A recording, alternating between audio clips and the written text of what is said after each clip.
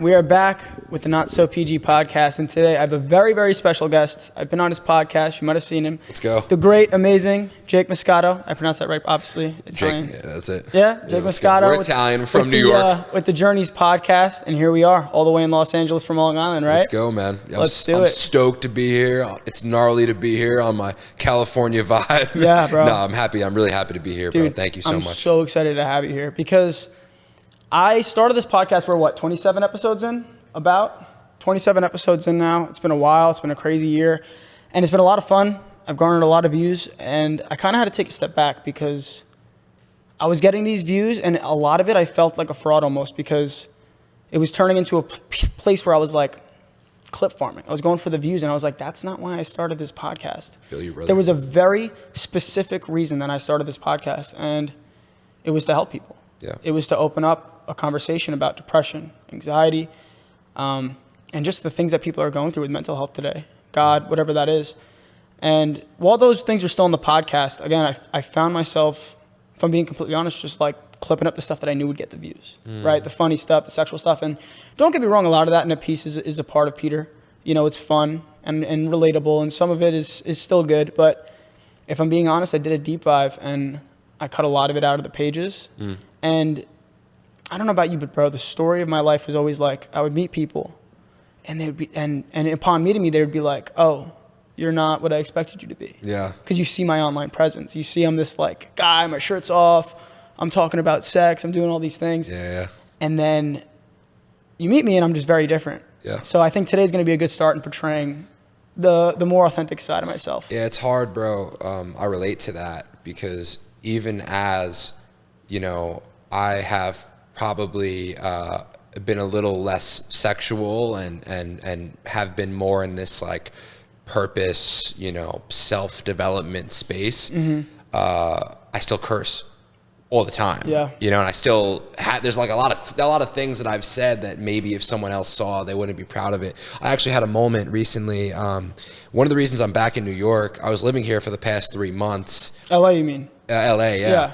And I was loving it. I mean, I like fully planned on moving here. I love California. Yeah. I think there's just like a vibe here that either you like it or you don't. Yeah. I personally love it. But I mean, the weather alone. Yeah, the weather's great, So but also, bro, I think there's a family vibe here, like in like the LA that the industry. I don't know that LA. Yeah. I still have, even as like I've gotten more followers and have done more views, I like haven't really explored that area. You know, I played college football at a junior college on Crenshaw Boulevard and Inglewood Avenue. So like, I just love the yo, what's going on, brother? Like, I don't know, like there's something about that like culture and like family vibe here. People a little more open as opposed to like New York, you feel like? Yeah, I think yeah, open. I don't even know. I mean, you know what? It's just the vibe for me. I'll leave it there. There's just like a vibe that I just enjoy. It's got its ups and downs, but one thing about LA, I've been here for a while now. I've been living out here for like 2 years, back and forth between New York. You got to be careful who you get close with, though. People are more open. People are much more accepting out here, which I love. But man, I've gotten close with some people, and I had to drop a lot of people. I have a very, very small circle out here. But I will say, I agree. Overall, meeting people out and stuff, it's a big community. Yeah. Especially in the media space, everyone's trying to connect, collaborate, which I feel like is a lot different than New York. I mean, it doesn't really exist in New York. Yeah. Like, I feel like if you want to like do... It doesn't, right? Yeah. No, it doesn't. I mean, where are you going to go? You're going to go to Soho and like hope to run into Lil Yachty? No, it doesn't happen. It's not going to happen. I go to the gym. I meet creators every day. Right. It's awesome for connecting, but I do love it out here, but I feel like it's good to get the mix of both. Yeah. You know what I mean? For sure. Yeah. You know, going back, you know, I as I was saying, you know, I love Los Angeles. I was planning on moving here, especially with like the podcast and social media. You know, I felt like any views or anything I've done on the internet or any brand we've built, like we've done it off the strength of just like understanding how to have a good conversation and clip it up. Like it's we haven't done any collaboration really. I mean, when we have people on the podcast, I feel like you don't need it either. But we don't. But I was looking to do that, you know, because like you understand, like with going on a show like Too Hot to Handle, you like in a way collaborated with Too Hot to Handle, and that was like my intention was to come out here and start like collaborate, doing a YouTube video with Nick Nayer-Cena. Yeah. And then, you know, having on Abby Rayo on my podcast, you know, like starting to like kind of go out more, do all that type of thing. And I was excited about it, bro, like full send, like love it. But then I actually, for whatever reason, God had moved me back to New York. We can get into that. But long story short, this is the second time I'm announcing it. I'm getting into ministry. I saw that. Yeah. Yeah, I saw that. Yeah, What made you want to do that? I mean, I've always felt like a leader. You know, I always like really, I mean, from a selfish perspective, I mean, I do like getting attention. Yeah. So I think like from a, I mean, who doesn't? That's very honest of you, but yeah, of course. You know, but like from a personality standpoint, you know, like you grow up with a big ego, like I always have. It wasn't even actually, let me reframe that. Yeah. Because it wasn't, the first thing I'll say is I didn't come up with the idea. It was very much orchestrated by God. Like there's a term called anointing, like being anointed. Yes, I've heard of this. And I don't really know too much of it, but the like, you know, the fifth grader definition of like being anointed would mean like God orders it. Like God has called you to do something. And my entire walk with God has been anointed, and we can, you know, get into that. Yeah. But especially with like the pastor thing, you know, not everyone wants to become a pastor. Like I thought like you become a Christian, you want to become a pastor. Like, because as soon as I became a Christian, I would, you know, listen, and being in Los Angeles, there's a ton of great churches out here. There are, yeah. Vintage, Mosaic, One Potter House, Church Home. I mean, and that's just freedom, like, and that's just like touching the surface. Yeah. And also a lot of like really great guest pastors come in and do like, you know, guest talks. And I love, bro, I would just, there's something about like listening to the speeches. Like I would love, like I just like everything about like sermons, I just like completely fell in love with. Yeah. And then I just saw myself doing it. I mean, it makes sense. Like you're already spreading a message to hundreds of thousands of people about all these things: depression, anxiety, love, peace, and then that ties so deeply into your religion. Why not go preach in front of a bunch of people? And like you're saying, you know, as I'm already doing that, I don't feel like I'm doing it because it's on the internet. Yeah, but you don't realize how much you're already kind of doing it. No, and you know what I mean? Like on a really larger scale. For sure. But there's something about being in person and talking to people. You have to avoid, like, what I can tell anyone right now, like, depending on any type of craft or discipline, skill set, art that you get into, like, you have to avoid, like, being burnt out. And the only way to avoid being burnt out is to like being genuinely like on fire for something. I think the only way to be like that type of on fire for something is if it's not your purpose, but it's God's purpose for you. Yeah. That's the only way. Yeah. And how do you think you opened yourself up more to, like, I don't know, feeling these messages, so to speak, from God? I'll tell you, let me just close the loop. Yeah. So to finish like the whole pastor thing, how it all kind of like culminated was like there was definitely a little bit of a desire there. And I remember right before I left LA, I got to speak with this all these weird Christian things started like lining up, bro. That's why I follow Jesus, because it's real. Yeah. Like I would not, if it wasn't real, I wouldn't do it. You know what? And it's so hard because I know already I have so many followers and people that are going to be watching this that don't believe. Yeah. And dude, I was one of those people. And I think, like you said, everything happens for a reason with God, and you feel his timing. And I was an atheist at one point. I grew up Catholic. So it's like, I know there was a reason for me being atheist. Why is that? Because now I can relate to someone who is an atheist. Amen. Whereas a lot of Christians, they look at someone that doesn't believe in God. Because I remember when I grew up Christian, I would see someone that was like an atheist. I'm like, they don't believe in God. What do you mean? Like, how does that even work in your brain? I know. Yeah. I know now. And there's so many people that I've gotten through to, because I look at them and go, I know you think you're being logical, and it makes sense. I know you've been taught by this 3D world that there's a science to everything and it's explainable, but I'm here to tell you that not everything's explainable. There is a divine. There is a supernatural. And it's like, you believe in manifesting, right, on top of everything. And it's like, everyone thinks that's a new age thing, right? Manifesting is this new age thing. Oh, I figured out manifesting. It's like, you know who's talking about manifesting 2,000 years ago? Jesus. What do you think faith is? He said, believe you receive the prayer that you're praying for, and it shall be done. Yeah. If you have the faith the size of a mustard seed, you can tell that mountain to move, and it would. That's manifestation. Of course. So what you're believing in without even knowing it is Christian values, is this idea of faith. And like, how ahead of your time saying that 2,000 years ago. That's incredible. Yeah. You know what I mean? So it's like, I don't know where I was going with that, but yeah, with just feeling divinely guided, I feel like I was put in that position to be an atheist. And I find myself now, since I've been quote unquote saved, I can't stop talking about it. I can't, like, I don't want to be that annoying person in the room that's like, you know, Jesus, Jesus, Jesus, because I know what that looks like from the other side, because I was the other guy that would hear that and be like, all right, stop. But like, because once you feel it yourself, you want everyone to feel it. Yeah. You want other people to open their hearts. So I'm learning, like, in my like discipleship. So I'm getting one-on-one discipleship from a pastor right now. And like what we're spending a lot of time on is the Great Commandment and the Great Commission. So that's like know God and make him known, right? So the Great Commandment is like love God with all your heart, put no other gods before him. An extension of that is like love your neighbor. But the main piece is like love God, know God, love God. And then the Great Commission is like one of the last things Jesus said is like go out, you know, make disciples of all the nations, baptizing them. So that's why you want to talk about it, because inherently every single Christian has the same purpose. You might have a purpose B, purpose C on top of your purpose, but every single Christian out there's purpose is to love God and to make God known. And that's why you want to talk about it.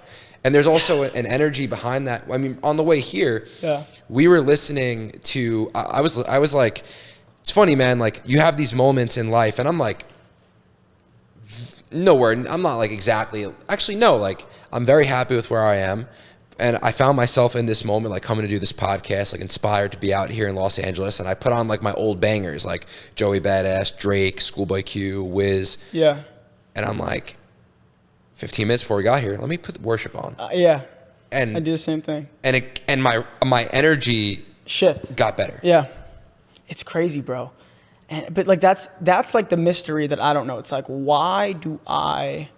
Because you would think as a Christian, it's like, oh, like if I tell people about Jesus, like God's gonna reward me if that's what you believe. But like I'm not thinking that as I'm spreading this message. That's the mystery to me. Is like, why do I want to tell people so bad? And it's not until I'm done talking about it that I'm like, why am I so driven?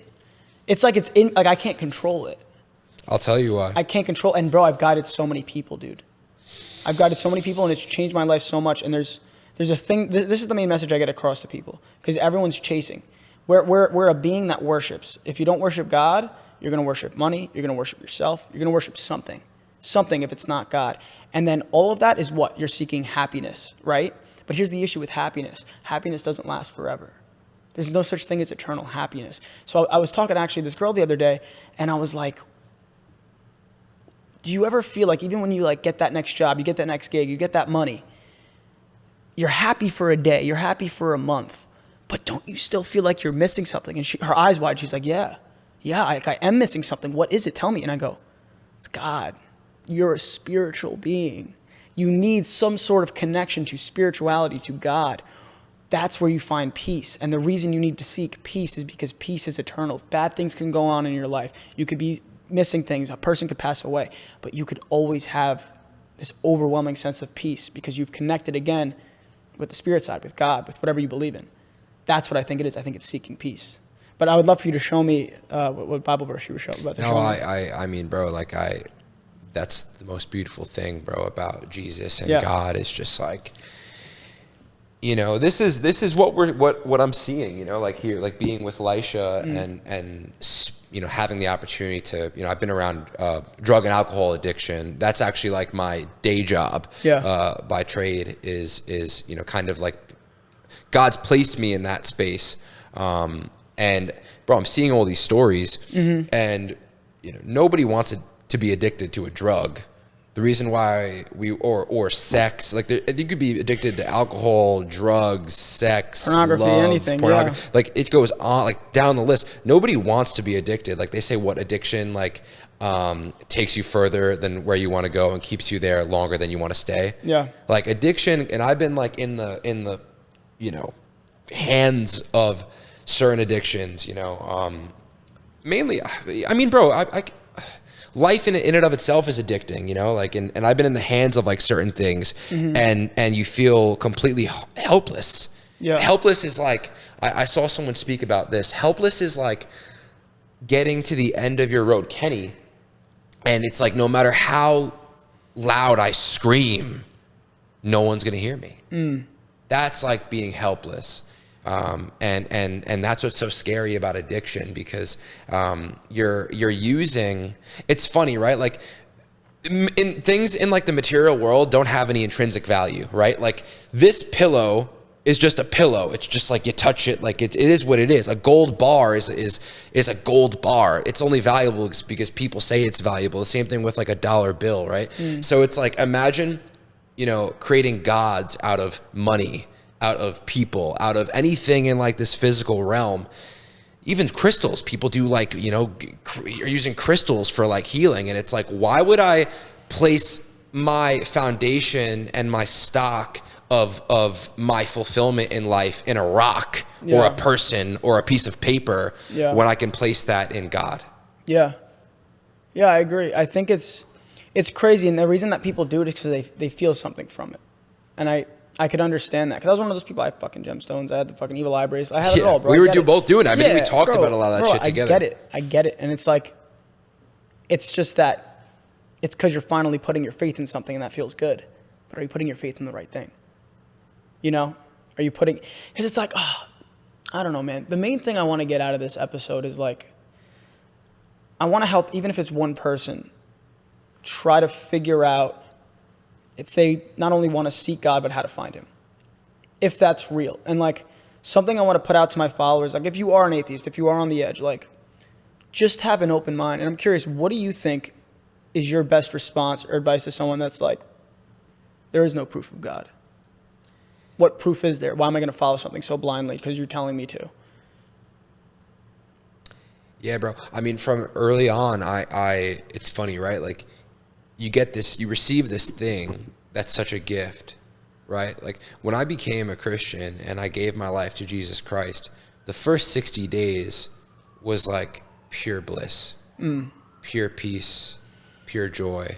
All of my bad habits went away. My skin started looking better. I started growing more hair. They call it a Christian glow, right? Yeah, Christians are attractive. That's a side clip.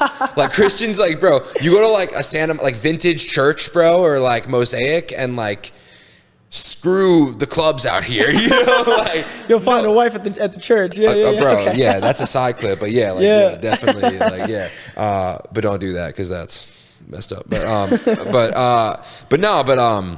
I had all that, you know, so you get this thing and you like, yeah, I mean, bro, like it's the same thing as like, bro, you get a nice cologne, you tell your boy about, I mean, you might not because you might be egoic and you want to be the only person that has that cologne. Yeah. But Christianity's not like that. Christianity, the coolest thing about Christianity is that it's selfless. That's the best. Christianity is meant to be shared. It's meant to be spread. It's not, the problem with New Age spirituality, and like I asked a guest that we had on this morning who I could tell isn't Christian. She's in the New Age. Yeah. What's your foundation in life? Yeah. What do you lean on? What's the point? And she said something, she was like, you know, like it's like doing ice baths and journaling. And I'm like I want to like take people and shake them. I know. Like when I hear like you need to like, you know, go out in the morning and ground and do like, bro, that stuff's all good to have a red light, you know, but bro, that's not your foundation. That's you'll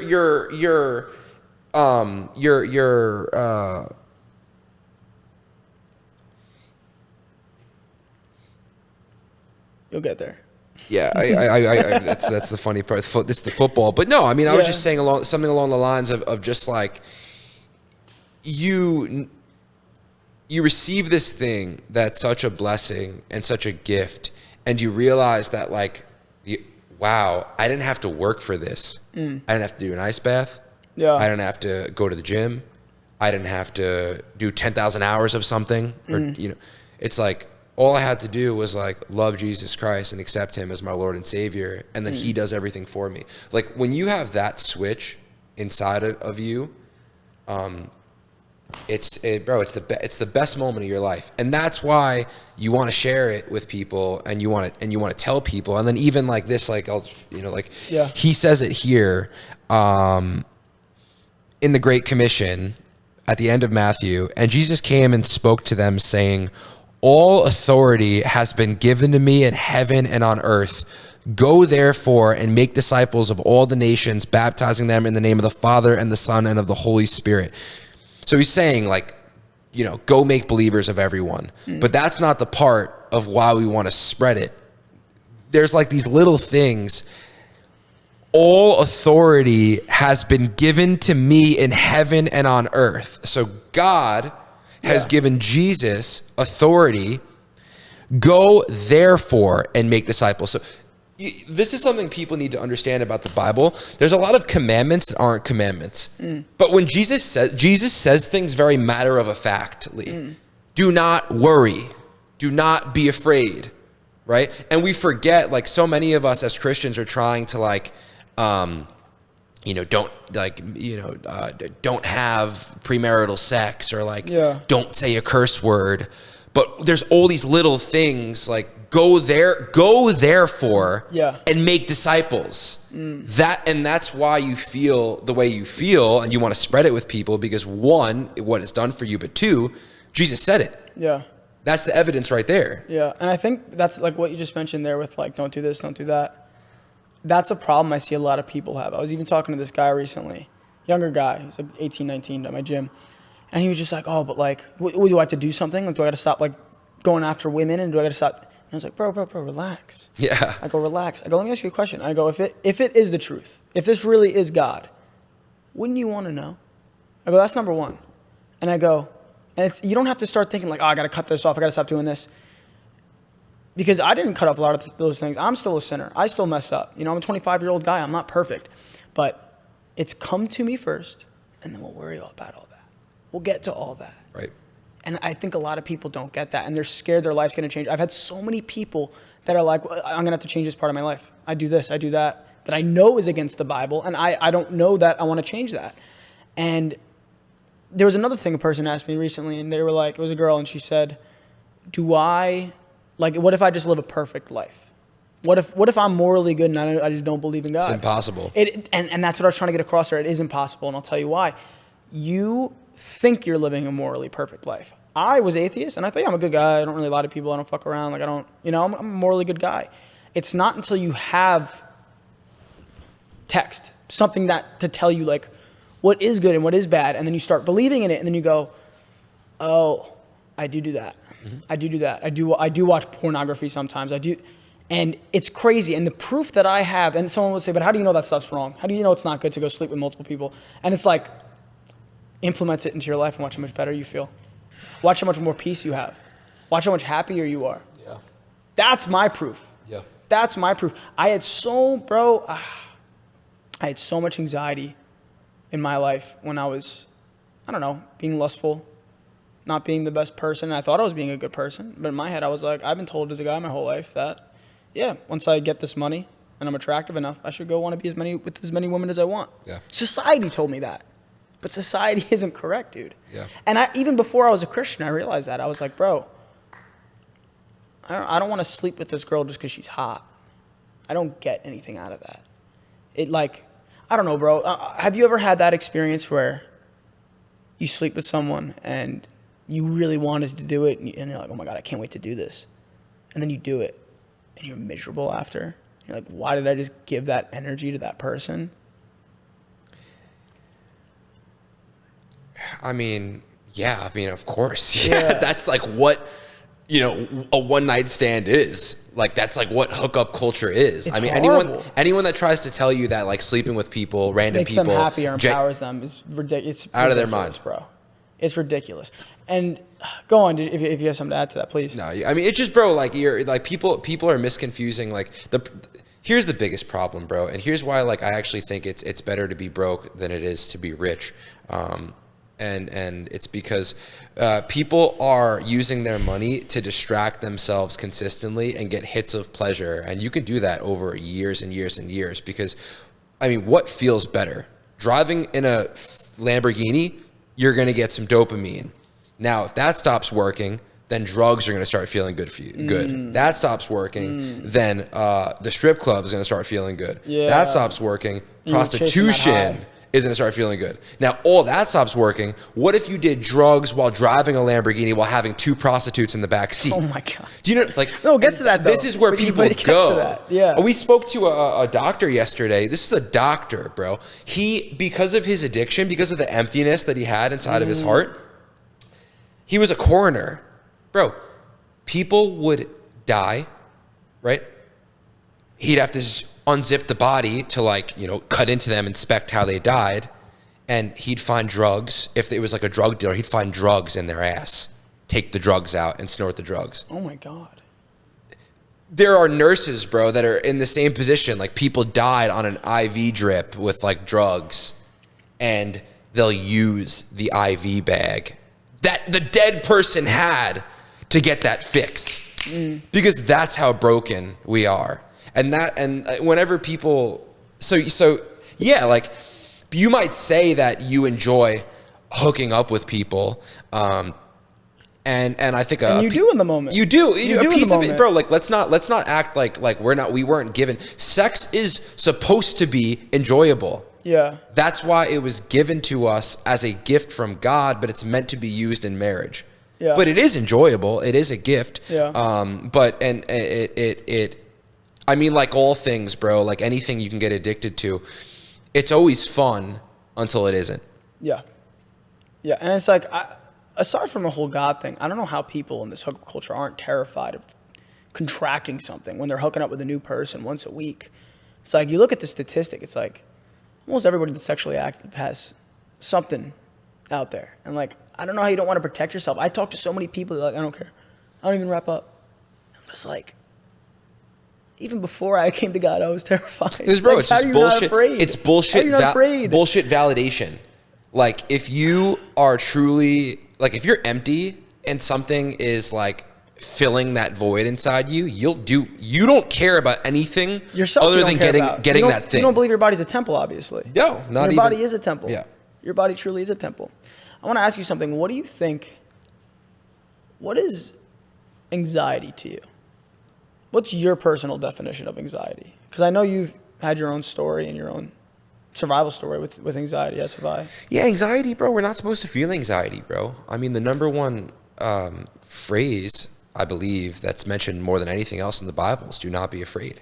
I mean, like, you go to the Gospels, Matthew, Mark, John, Luke. Like, yeah, I mean, Jesus is like, "Do not be afraid," all over that thing. Like, Jesus is, like I said before, like, bro, he's matter of fact. Like, he's standing on business. Jesus isn't like, well, maybe do this thing. He's like, do this thing. Very like, and so we're not supposed to be afraid. We're not supposed to have anxiety. There's obviously the whole sin thing, but without getting too biblical, I mean, bro, I would say anxiety, how I would categorize anxiety now, I mean, there's an earthly way to categorize anxiety, which is just a mind that's run rampant, you know, a body that there's just too much stress hormone, too much cortisol. But I don't look at, what I realized is, like, bro, I don't go to the bodily symptoms or the emotional symptoms or the mental symptoms anymore. I go to the spiritual symptoms, because, bro, this is how things work. First, if the spiritual gets attacked, then the mind gets attacked, then the body gets attacked. That's like how it works. Isn't that how it works in AA or something like that? Yeah, it's like mental obsession. It's like it's spiritual, mental, and then it becomes physical. Yeah. I mean, bro, and like that, so I don't go, you know, how I view anxiety is separation from God. And it's a daily separation from God. You know, I just started a men's group, bro. It's called the Armor of God. It's in Ephesians, whatever. And there's this whole, like, are you familiar with the Armor of God thing? No. Okay, so there's like there's this cool thing, bro. Like, if you're a guy and you like go to the gym, like, there's a cool verse in Ephesians called the Armor of God. Yeah. And it basically talks about, like, I think it's the sword of spirit, the shield of faith, like the shoes of justice, or the belt of justice. Like, yeah. And it's this thing that you get to put on daily. A lot of guys recite the armor of God every single day as this physical act of putting on the armor of God. Because if you're not, what I found, bro, is if you're not spiritually equipped, meaning like reading the word every single day, the devil's going to attack you. I look at things, and this might sound kind of crazy, but like I genuinely look at things now as like good versus evil. So when I think about anxiety, I think about anxiety is it's pure, it's demonic. The devil has 3 intentions, bro: to steal, kill, and destroy. So like when I'm not feeling peace, what's happening? My something is stealing my peace. Right. Yeah. So I look at anxiety as purely separation from God, besides the physical things, because you can fix the physical things. I mean, bro, you could start, I don't know, bro, go see a therapist. And That makes, you know what? Something just connected in my head. I'm sorry. Go Before for I it. lose this thought. That makes a lot of sense. Because I was like, yeah, separation from God. I don't know how someone could even try to understand that. Like, what do you mean separation from God? I have anxiety. I feel like something wrong is going to happen all the time. But it's like, if you look deeper into it, what is God? God is I am, right? It's I am. You look deep into the Bible. Who are you? I am who I am. I just am. God is everything. So if you don't have God, you probably have a bad connection with I am, yourself, your connection to God. I'm sad. I'm depressed. I'm scared. Those all disconnect you from God, and thus create anxiety, thus creating this overwhelming fear that something horrible is going to happen to me, and you manifest that into your life. So I think on a deeper level, that's what that means. And it's a great point. And that's what the disconnection from God is. It's your own negative self-talk, which if you are disconnected from God, you are going to have negative self-talk, which I think that's the main problem with mental health today. I think people have a very bad relationship with themselves. They don't have a good relationship with themselves. Like, everyone's like so worried about getting, upgraded in life, making more money doing this, but it's like, how's your relationship with you? Yeah, because what you're doing is like you're getting Botox because you think that's working on your self-image, but that's actually destroying your self-image, because there's always going to be more Botox to get. You're buying nice clothes because there's going to be better clothes. You're doing all these things on the exterior when really it's like inside here, and it's not in a bullshit corny way, bro. Like I'm so against like the corny, like the I think one thing that we've done well at the Journey podcast more than anyone in the world is like, bro, we don't put red lipstick on anything. Although I want to be a pastor, I will fucking curse. But now eventually I should stop that. But it's because it's real, bro. I have desires. Like we don't need to put red lipstick on anything anymore, because that it doesn't help people. Yeah. Before we go on, I want to ask you, because I'm actually genuinely curious, and where did this switch up come inside of you? I mean, 3 months ago you were talking about having sex with someone on their period. bro, it's been a slow burn. It's been a slow burn, bro. But I talked about my interaction with Jesus on your podcast. I saw a vision of him. That clip's still up on your page. Yeah. And it wasn't for me like, oh, I had this instant interaction with Jesus and boom, I'm a Christian. I'm this good guy. I say like all this good stuff. But I am open that I am a Christian. And people go, what about that clip you posted? What about this? What about that? And it would upset me. But at the same time, it's like, being a Christian doesn't mean that you're perfect. It means you're working on it. I was working on it, bro. And just over time, I got better and better, and I took steps. And then one day I was home in New York. And this is when I was going to ask you if you've ever had any supernatural experiences, and people go, where's your proof? And it's like, I have too much proof. I know God's real now. I know. And I'm struggling. And I'm like, I want to change my content. I want to help people. And that's what this podcast was for. And I was asking God, I'm like, help me change it. Help me have the power to just go fucking change it. Go do it right now. Bro, I'm sitting in the gym. And I'm there at a time I'm never even there.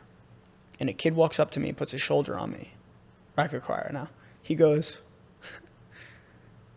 God told me you'd be here right now. And he said that you're having trouble with your content and your podcast. And he's telling me to tell you to put it in his hands.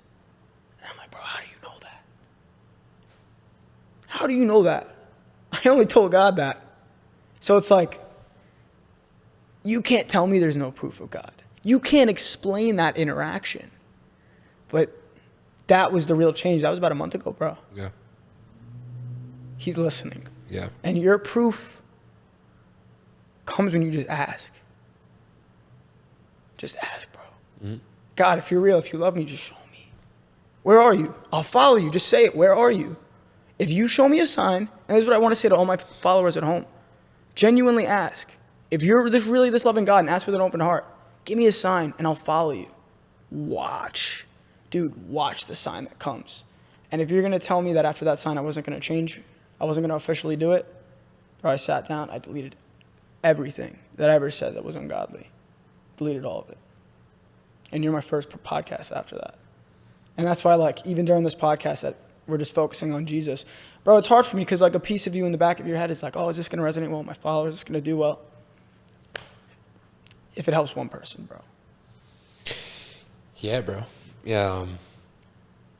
Well, I mean, bro, you learn, you have to, I mean, the Bible says, I mean, bro, you have to, like, essentially die, you know, like die to yourself, die to your own self-will, and pick up your cross.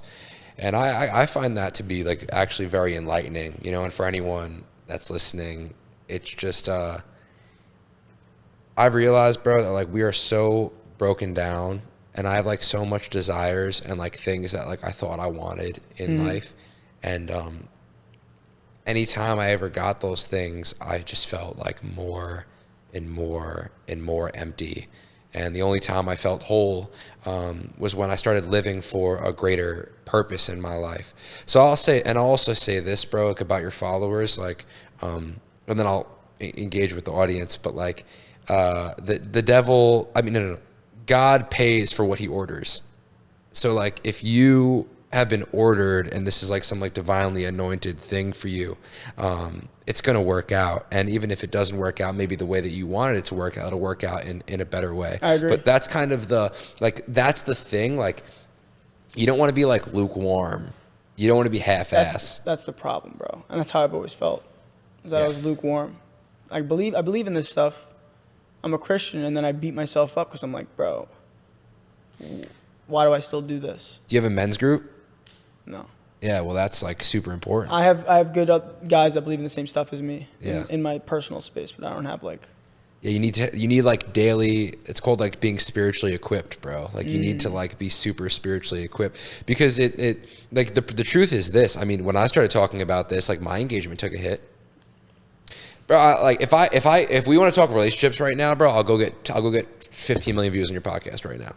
If we want to talk about my ex-girlfriend, you know how fucking sick and tired I am about talking about my ex-girlfriend, bro? Like, I do not want to do that anymore. Like, it's because it wasn't, that's the problem with social media is you get placed inside, you start becoming known for this thing. Like, you got known for too hot to handle. Yeah. I mean, bro, you're not going to be too hot to handle. I mean, you are going to be too hot to handle forever, and because men probably age a little bit better than, I don't know, whatever. I'm not going to go there, but you're a good-looking guy. You're always going to be too hot. But I'm just saying, like, you might not be too hot to handle. I mean, bro, like, you might lose, I don't know, whatever. All I'm just saying is, bro, there's things about, like, I got known for, like, doing the relationship stuff. As soon as I started talking about Jesus, my engagement took, like, a deep dive down. But then all of a sudden, like, I started getting in, like, all the right rooms over here, you know? So it's like, all right, like, maybe, like, but at the end of the day, why am I I'm actually happy if my former life starts going down, because I don't want to live that life anymore. And then this other life that I want to live starts going up, and I actually think it's something encouraging. And then also, like, bro, the people that are listening right now, bro, like, they all know that God exists. It doesn't matter. Everyone knows. I even think atheists, like, think that God exists. I think that I mean, bro, you think they're in denial?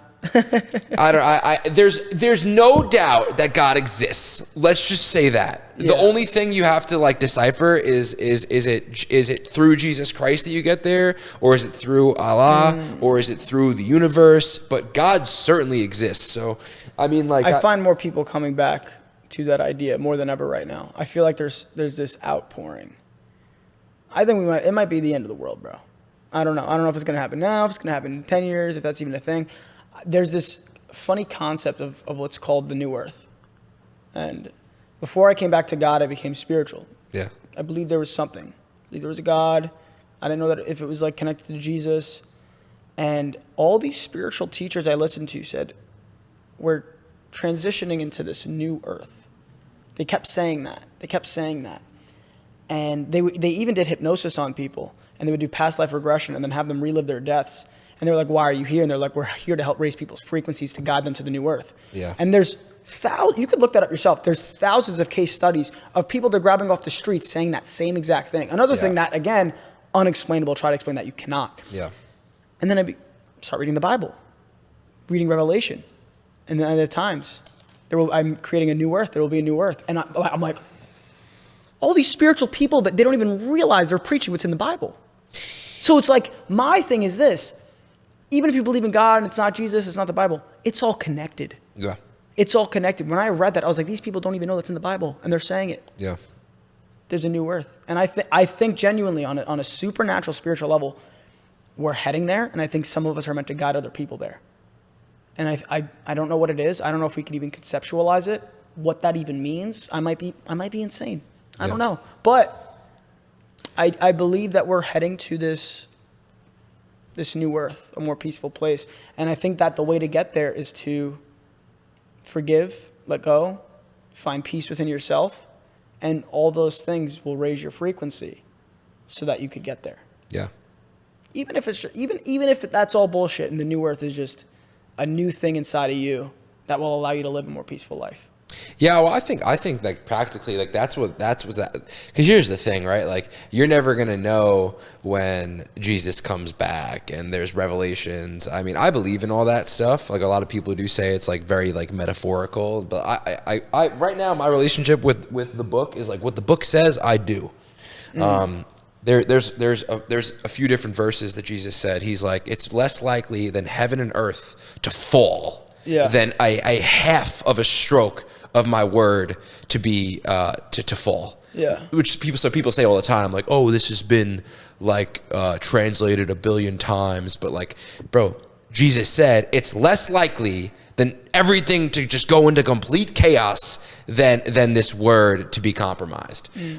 So I believe whatever that book says, I believe it, bro. Now you have to understand the context of like who he was speaking to, and like there's definitely like things in there that there's more knowledge than just the words. But I say all that. Not everything's literal either. Yeah. Jesus spoke in very non-literal parables ways a lot of the time. In parables, yeah, exactly. Parables are what is it like earthly stories about like godly things, right? But anyway, I just say like without even getting like so far into like the revelations and like all that, bro. A new earth was when I became a Christian. A new earth. I mean, bro, you really look at what a Christian is. A true Christian, right? They have they have more love in their heart. They have more peace in their heart. A real Christian. A lot of people listen to people that say they're Christians, but they don't live that way, and therefore have a bad idea about Christians in their head. But you're right. A real Christian does have more peace, more love in their heart. Yeah, more peace. They stand by. More love. I mean, bro, like what's like, I remember when I first got into it, you know, I was like, dude, this is a crazy story. So before I was a Christian, there was about a 2-week period where I was like really warming up to the idea more than ever before. I felt like he was calling me. And I remember like out here in Los Angeles, there's a lot of Christian living. There's like the Culver house and there's like the Marina Del Rey house. And I went to this apartment in Marina Del Rey with like 8 Christian guys, all alphas, CEOs, good looking, tan, like I've never seen, full of energy. And they're like, yeah, like there's 8 guys here. We're all virgins. I was like, but you're 35, you're 32, wow. You're like, yeah, we're all virgins. I was like, except for one of us. I was like, damn, like he's the odd man out, you know? But like, no, like they're all, and I was like, and I couldn't compute that. In my brain, in my like, you know, like narcissistic place, I was like, oh, like let's get cameras in here. Jake Moscato interviews 8 virgins, you know, like, you know, like, but then I got to like, you know, speak with them. Yeah. I remember, bro, like, why would I not want to have premarital sex? Like, what purpose would that be, right? And then you stop having premarital sex, and you're like, oh, why would I have premarital sex? Like, that's such a stupid, bad idea. Like, you said before, with all of the herpes, bro, bro, the things you can catch, right? So that's one. Even that, okay. yeah. And then, but then the other side of that, like, dude, where is their dysfunction? I'm so good to just get rid of like sexual things. Like, where's the dysfunction in the society, bro? We did an interview yesterday where apparently sex trafficking is far more prevalent than like you would think it is. Majority of the girls that do OnlyFans, that do porn, that work in massage parlors, that are at the strip club, they're not there because they want to be there. There's a guy that is in some way forcing them to be there. So by us participating in like this like sexual culture, we are actually strengthening it. We're making strengthening and you know, bro, and like there was a stat I saw yesterday about sex. It was like, bro, majority of the guys that turn into sex buyers. So a sex buyer is someone that like pays a prostitute to have sex with him. Normally they're married. So the amount of marriages that are getting broken up because of guys that are doing this thing is because at the age of 7, 8, 9, 10, 11, they started watching pornography. So my viewpoint on sex and like no premarital sex is like, that is the most genius thing I've ever heard in my entire life. Because like, think when you hear about something hedonic and like it like freaks you out, think about like the P. Diddy thing, like freaks you out. What was happening? There's freaking big parties. Leonardo DiCaprio's got this girl on the counter. I'm like, you know what? Like, whatever happened to picnics? You know? Whatever happened to like going to a soccer game and like, woo, you know, like we're like, that's where we're at. They're seeking highs, bro. And that's what I'm saying. They're seeking highs off of it, bro, Yeah. which I can understand, bro. Yeah. I get it. Not to their extent. Yeah. Of course. But then you don't get it. But then you don't get it. Not only do you not get it, you hate it. Yeah. You hate your sin. Yeah. And your life gets harder Yeah. if you become a Christian, because you still in the beginning you want to do those things. You want to, Of course. you want to have sex. You want to do these things, but like it ends and you're like, it hurts. The sin hurts now. Are you practicing no premarital sex? I'm not having sex right now at all. Good for you. At all, and I don't want to. And the main reason actually is I'm in this state. I'm a little insane of raising my frequency. I believe that when Jesus healed people, they were matching his frequency and believing that they were healed, and therefore they were. And I think by abstaining from it and living a life of peace, you know, someone tries to give me the finger on the road, someone with a low frequency, right? By me not giving the finger back and being like, relax, they have to match my frequency, and I'm helping elevate them. And that's why it's so important that we forgive. I think that's the main thing that drew me to this religion, forgiveness. And I saw the biggest creator, and it got me so angry, bro. This guy has millions of followers. Every video about him is all love. Do you guys see this guy, bro? Oh my God, I love listening to him. But there's something off, bro. Because there's a reason he's getting so many views, but then when you get there, he's like, you cannot tell me to forgive this person that did this to me. And all the comments are like, yeah, let's normalize not forgiving. Millions of views, thousands of comments. Yeah. Do you know why that got me so angry? And I'm going to get hate for this because people love that guy. And he says a lot of good stuff. He's a funny guy. But he just drew millions of people down such a dark road of being like, he's right. I'm not going to forgive. And what I want to tell those people is by not forgiving, you're hurting yourself. Yeah. You're lowering your frequency. You're not going to be able to go manifest your dreams. You're not going to be able to go do what you want to do. Why? Because you're holding on to hate in your heart. It's not saying that what they did is okay. What they did probably wasn't okay. But you've hurt people too, right? Don't you want forgiveness? Right? And one day, they'll know what they did. Whether it's in this life or the next, they're going to know what they did wrong to you. But forgiving them just means you're going to let it go. Let it go.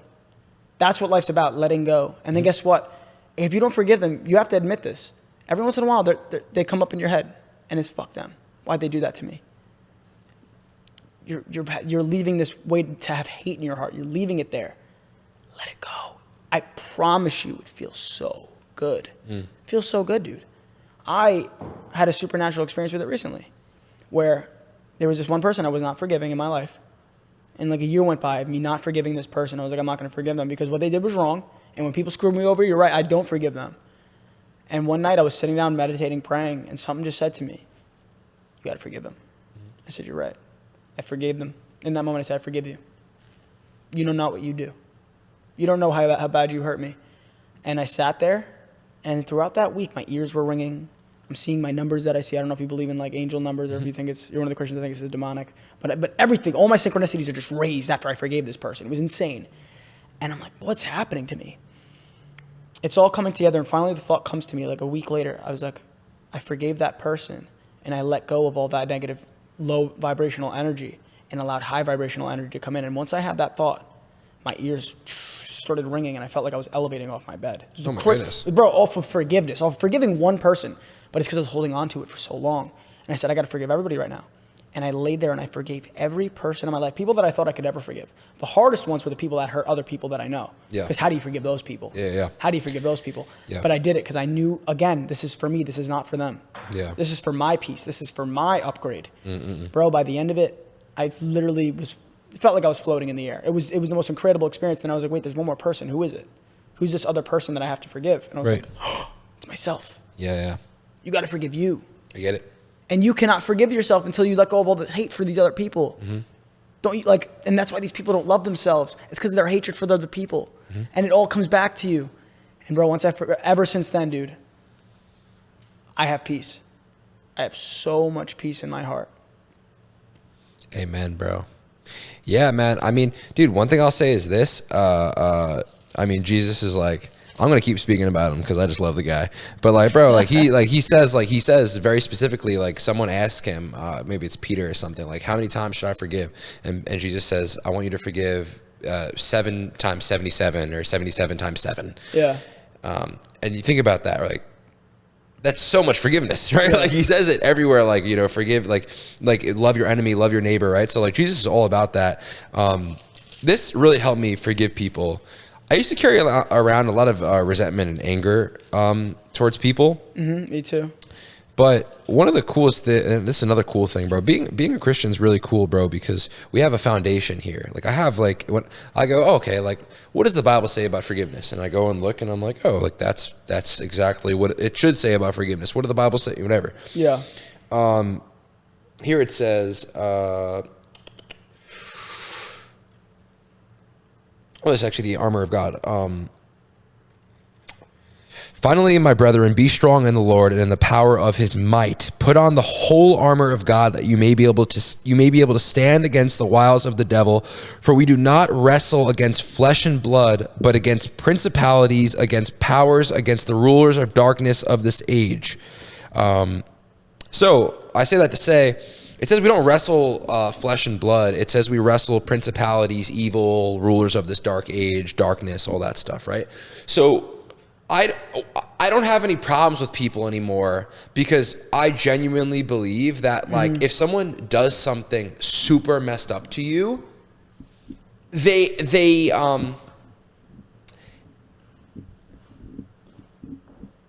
it wasn't, I can't hold, how would I say this?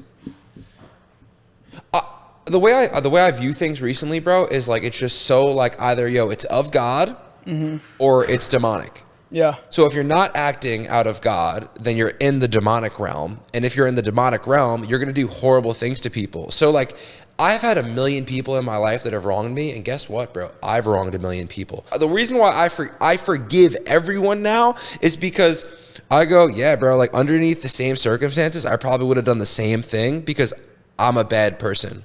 I'm a wretched, horrible person. Majority of the people in the Bible, bro, have, like, I think Moses killed someone. Like, people don't know that, like Paul, who wrote half of the pretty much majority of the New Testament. He was like Adolf Hitler of killing Christians. Yeah. He was like the head Christian killer. And then but this is what it is, bro. This is why Christianity is so beautiful. It doesn't matter how much wrong you do in your life. It doesn't matter whatever. God doesn't call the equipped, he equips the called, bro. Yeah. And there's a process. There's two processes. There's salvation, which is when you accept Jesus Christ as your Lord and Savior, and there's an instant renewal of mind. But then there's sanctification, and sanctification is a movement. It's a lifelong process where every single day you become more and more sanctified, which is more and more like Christ. And over time, you leave behind like kind of your old evil ways. Wow. Yeah. That was deep, bro. So yeah, sorry if that was too much. Something interesting is that I wanted to get you to talk about it before, but Yeah. I'm curious because you have like such unwavering faith. Yeah. Have you ever had a supernatural encounter? Have you ever had something that was just like undeniably unexplainable? Yeah, every day. Every day, right? Yeah, every day. Like every single day. synchronicities. Is there one that you could really point out where it's like, how did that happen? Yeah, I can point. I'll speak about it. Yeah, I mean, I'll talk about how I You don't have to. I know a lot of people are keeping that shit to themselves. For bro. sure. I don't keep shit to myself, bro. I do. I can't keep a thing to myself, bro. Because that's one thing I wonder. Also, I'm sorry, I'm like Go jumping on. Go for it. around, but I always wonder when these things happen. I'm like, am I supposed to tell people? Like sometimes I feel like it's like sacred information. Nah, yeah. So apparently for Christianity, I haven't gotten to this verse yet, but like I got flamed for that. Apparently, there's no evil eye in Christianity. Okay. Because you think about it like this, right? So God is all immutable, all powerful, all knowing, right? So when you have God in your life, no spirit or demonic or evil thing can have dominion over you. If you live with the Holy Spirit, it's impossible to be demonically possessed. You could be demonically oppressed. So there could be like things can weigh on your shoulders, things can be an obstacle for you. But like the evil eye, that would like essentially say like, evil is stronger than God's will for my life. And that happens 0 days out of 365 days in the year. That's impossible. Yeah. Doesn't exist. So I'll say to you, like, I think you could be proud about it, bro. Yeah. If it's a personal thing for you, I'd pray about it. But It's not about being proud. That's not my problem.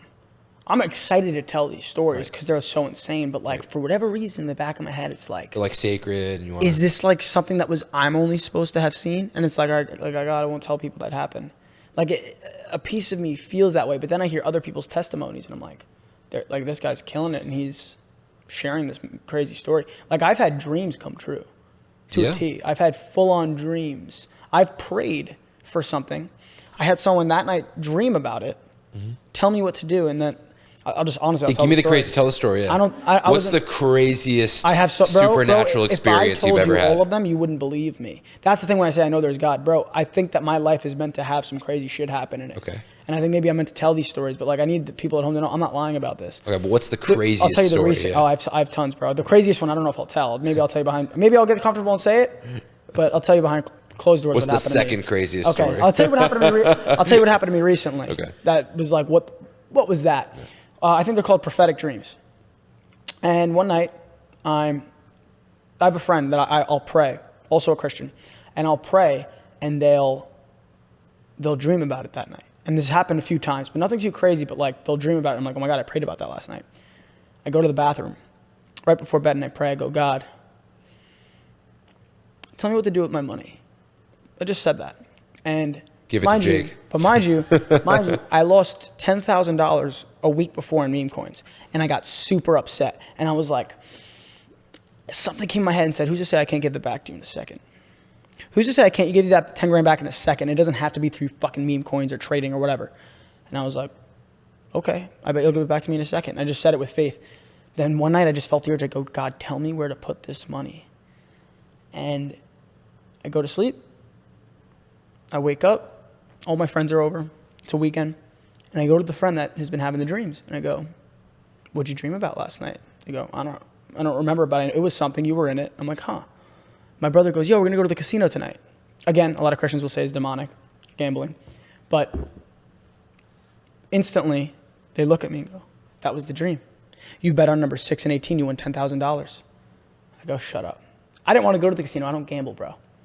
I gamble sometimes, but not anymore really like that. It's like I didn't want to go. And I was like, well, no, I have to go. I have to see if this comes true. And there's no way. If it was me, I would have lost that dream. There's no way. But dude, this is unexplainable, bro. I get to the casino. I'm hanging out with some friends. We're like gambling here and there. We're betting. And I go to the roulette table because I showed them the roulette table. This was the dream. I was like, yeah, it was roulette. I was like, okay. So I go to the roulette table, and I'm betting money on the numbers. Nothing's happening. I have $60 left.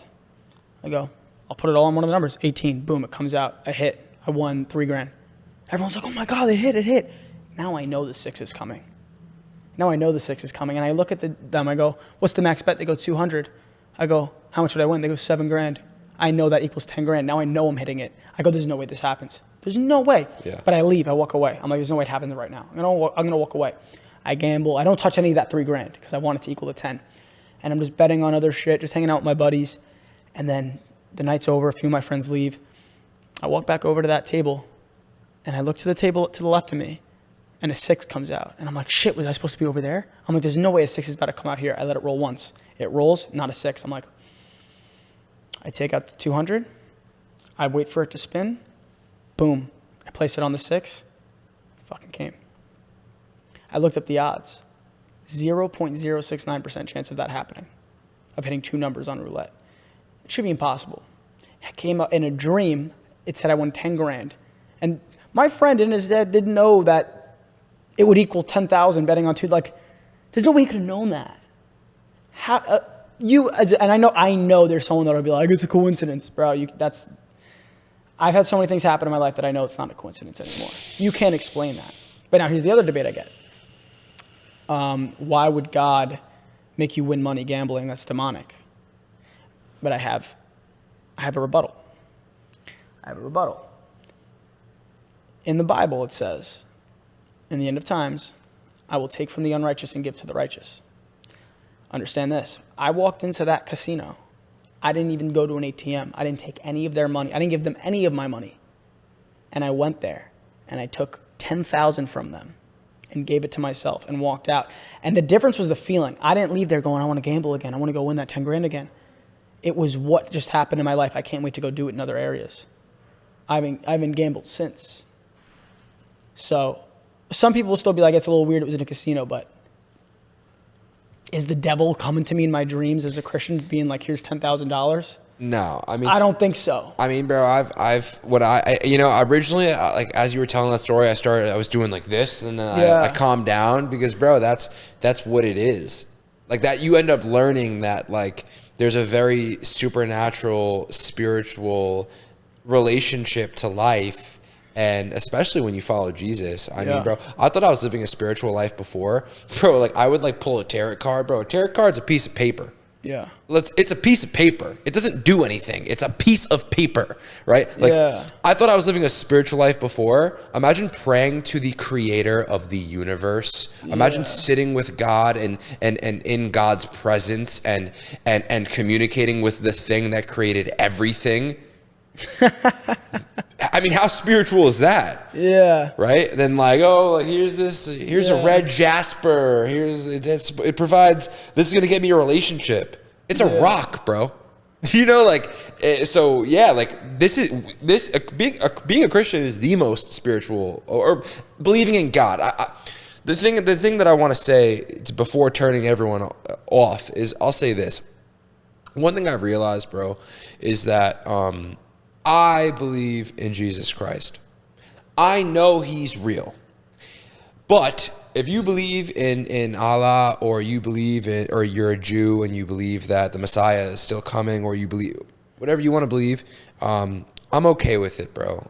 Because I don't get anywhere. There's nothing by me being like, no, you're wrong. What does that do? Then piss someone off, and then I don't want to do that. You know, I just want people to kind of, like we were saying before, bro, just like be a good example of it, bro. Yeah. But yeah, no, that's a crazy story. Well, I mean, that's what do you think? Could that possibly be a coincidence? I know it's not. No, it's not. Of course, it's not. But there's more to the story too. There were even moments where, like, I'm walking back to the table. Mind you, I hit both numbers on the same table. Right. And I'm walking back to the table. That's crazy. There was 2 different bets too. Like one was 6, one was 18. Yeah. Like. And I looked at my buddy and I go, just me and you now, because it was just me and him going up to the table, and everyone else was gone. He goes, you said that in the dream right before you hit 6, and then I went and hit the 6. Right. Yeah. Like, it was like to a T the dream, and it's like, here's where I went a little crazy. I'm like, had my friend not had this dream, would I still have hit those numbers? Like, did they have to have the dream? Like, how does synchronicity work? I even waited a spin. Would, if I bet those numbers at any time, would the ball have gone in there? Like, or did I intuitively know exactly when to bet it? I'll never know, but that's the shit that was driving me crazy, because I'm like, how did this happen? Yeah. How did that happen? Yeah, to me, bro, Like, it's just clear. It's just like, it didn't happen because God wanted you to have $10,000. It happened because God wanted you to believe in him fully. And God wanted you to tell that story for anyone that hears it. And God, bro, like, at the end of the day, like, you have to be careful, bro, because you're a very influential person. Yeah. That's why God's blessed you with all this, and that's why you're feeling a pull on your heartstrings now to change things up, because God wants to use you. So you have to be very careful, bro. I have a gift. I think we all have gifts. I have a gift of helping people. Yeah. I have an intuition that if you're going through something, for the most part, and this, I don't mean for this to come off as like conceited. Yeah. Like, oh, I know what I'm going to tell you is right. But the people that I've helped in my life, they'll tell you. For whatever reason, there's been times where I could give advice. And then they're like, how'd you know that? I didn't know that about myself. And I go, oh, I don't know. I don't know. Yeah. I don't know how I knew that. And I'll give you, for instance, there was a girl that I know well, but not well enough to like know her that deeply on why she would do certain things. And she's like, why do I keep ruining things with my boyfriend? Why do I keep like fighting with him and doing this and doing that? And I just looked at her and I go, you're bored. I go, you're looking for excitement in your life. And you find excitement in this great boyfriend that you have that doesn't fight with you.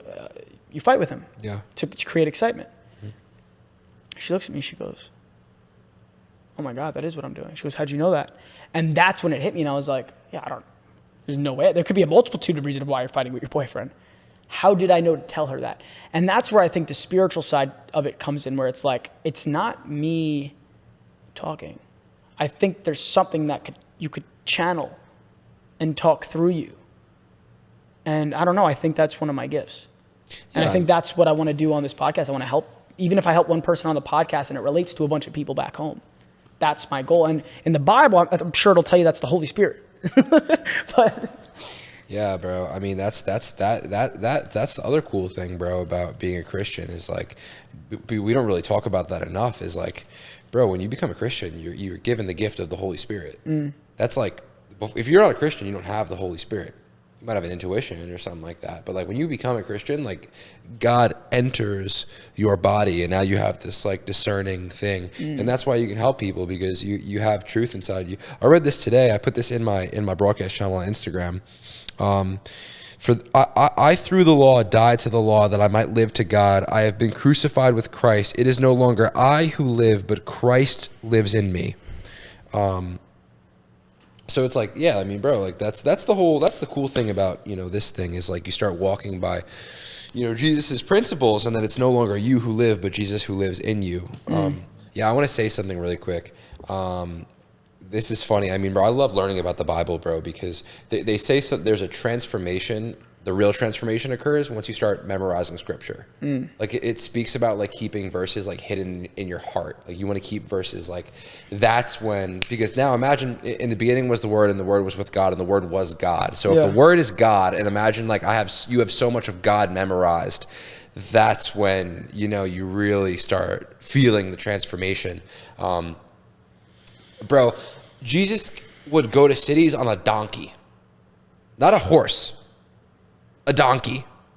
So like it's okay to make less money and not have a Lamborghini for now.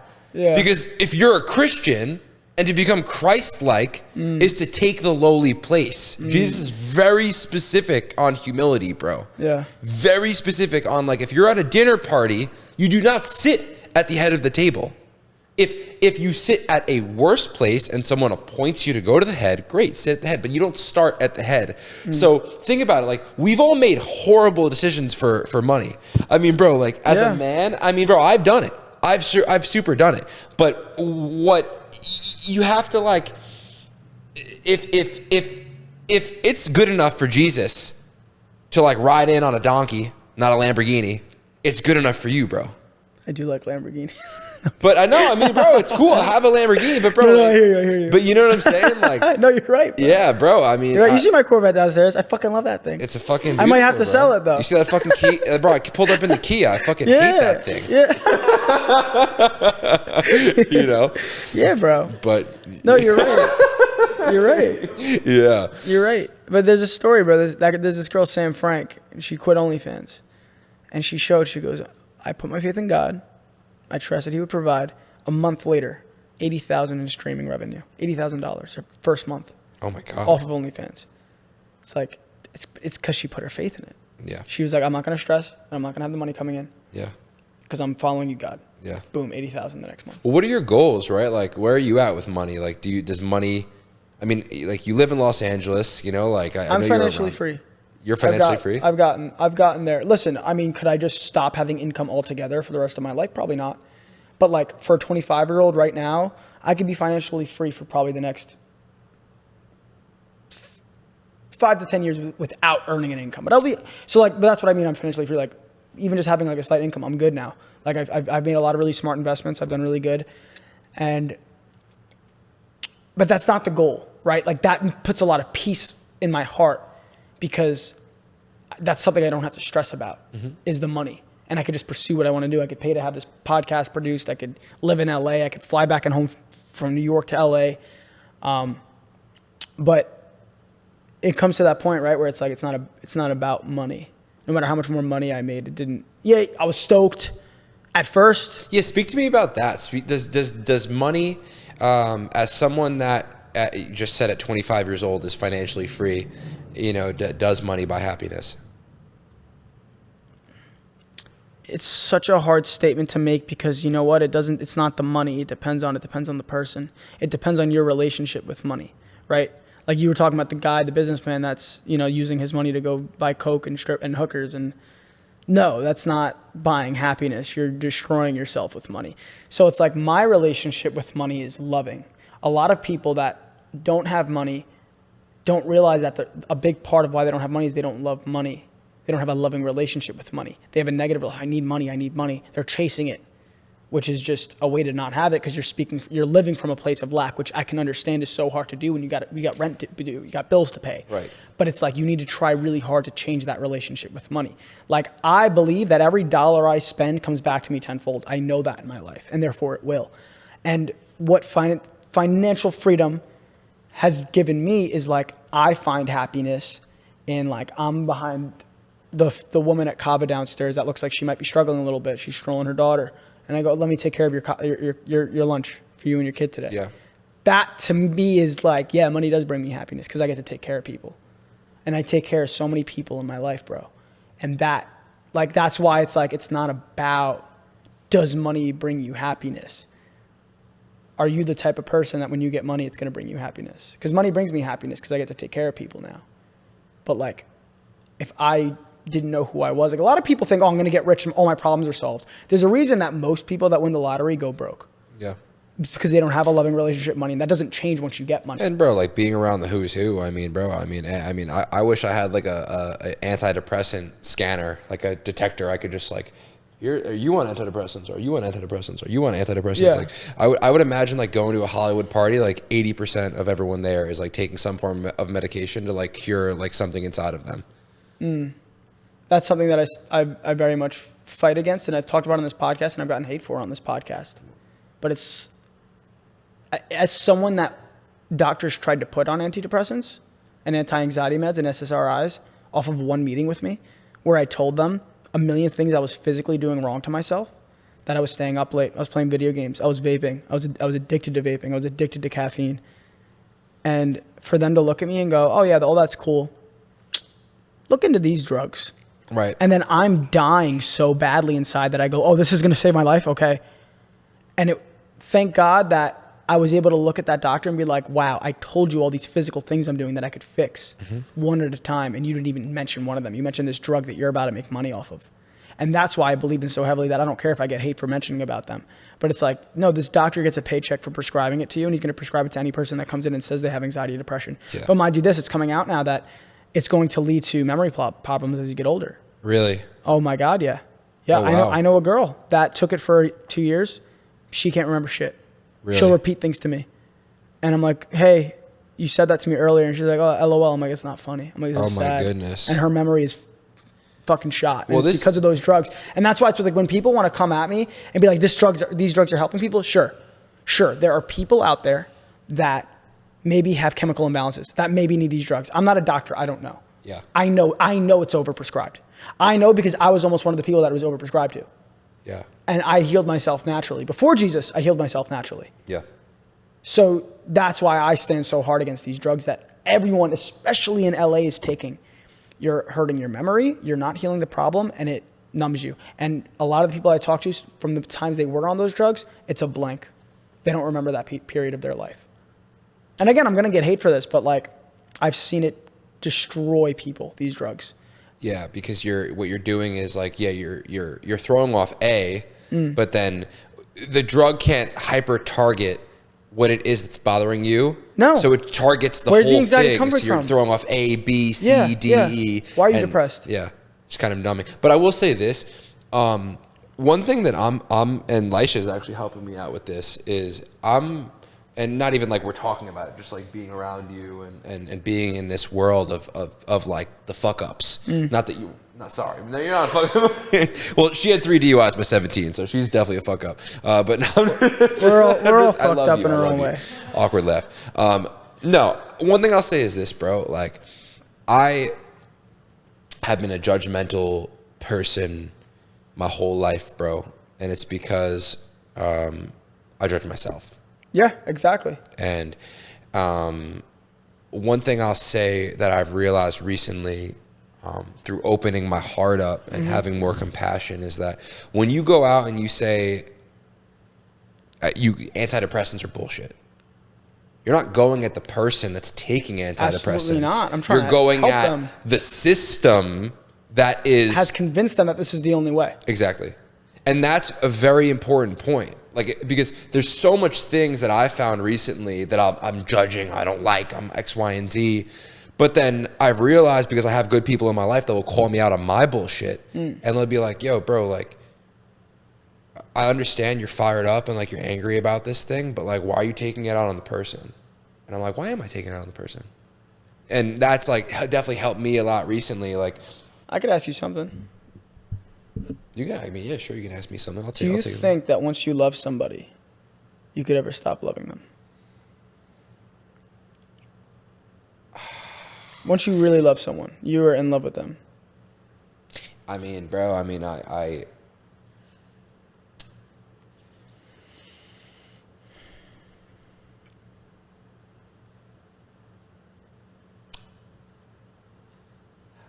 the way how I view love recently, bro, is I think that we're just a confused.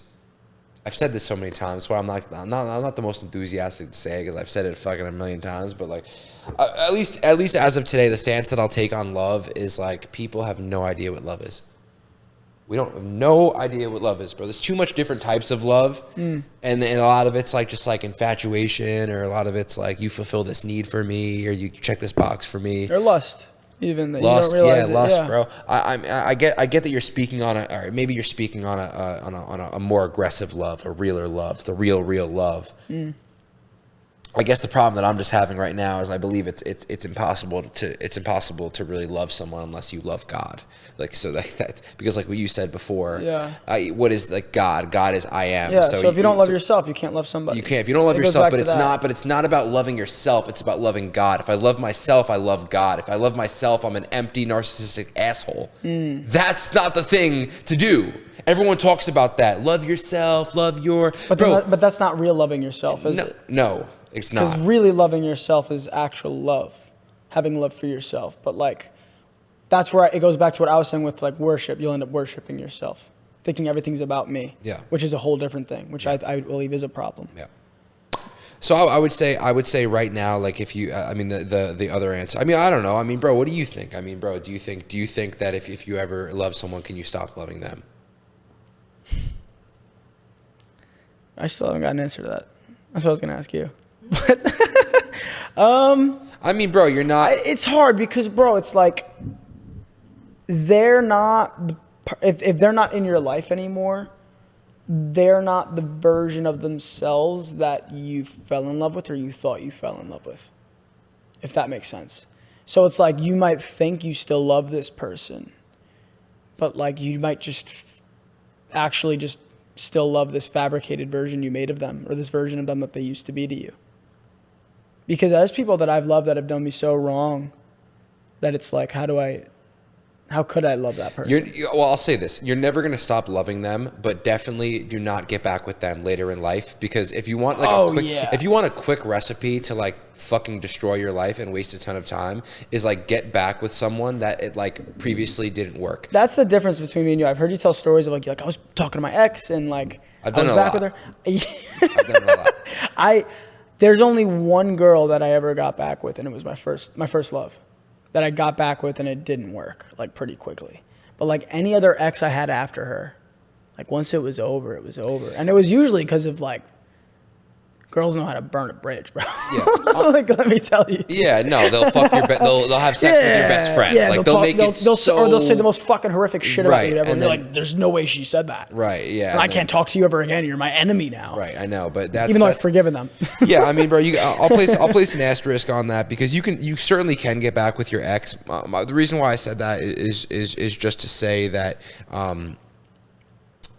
bro, just because you love someone does not mean that you have to be with them.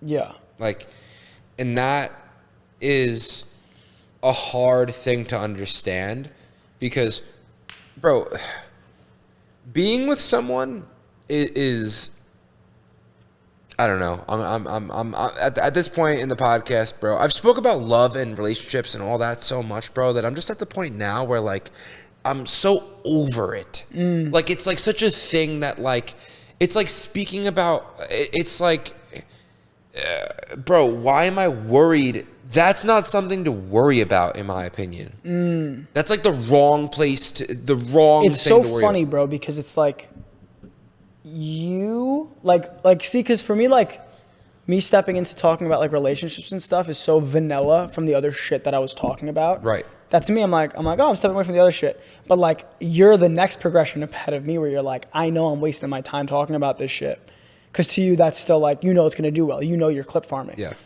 I guess I didn't figure that out yet, but yeah, I could see what you're saying. Bro, it's not because I'm not like. You don't want to be known for that. You don't want to just do it to. It's you know not people even like just hearing you that, talking about bro. it. Dude, this is the verse that changed my life, bro. When did you get this deep? Because you weren't this deep when I came onto your podcast. You know, and You were good, like you were into probably it. talk about that off camera. You want to go another 10 minutes? I mean, what should we change the battery? Oh, we don't have to. Okay. We could cut it if you want. Let's. It depends how you're feeling, bro. Whatever. It's the whole point. I'm gonna end it here. You seek His kingdom. You seek His kingdom. Okay. There's a verse in the Bible. That's how I got saved. It's how I came to Christ. It's just simply about, bro. I've struggled with money for the past 5 years, brother. 5 years I've struggled with money. I've struggled with many things for the past 5 years. Okay. But the birds and the birds do not worry about where they're getting their food from. Yeah. Think about it. Does a bird? Do you ever see a bird with a notepad like, oh, I gotta do my taxes? The grass doesn't worry about if it's going to grow. The trees don't worry. God does all these things. It's the same thing with you, bro. You don't have to worry about what you're going to wear, who you're going to date, what kind of job you're going to have. All you have to do is seek God, and all these things will be added to you. Seek Him, not His hand. Yeah, seek Him, my favorite not quote. His hand. Exactly. Seek His kingdom, and that's it. Don't worry about tomorrow, because tomorrow will worry about itself. Close us out. It's beautiful, bro. I had a lot of fun. And I hope you guys enjoyed it. I know this is very different than a normal episode of mine, but that has been a not so PG podcast, but it was actually quite PG. So we might have to change the title of this name, this podcast. But I hope you guys enjoyed. Make sure you like, comment, subscribe. Jake Moscato on all his platforms, The Journeys Podcast. Check him out for more. And we love you all. Amen. Amen.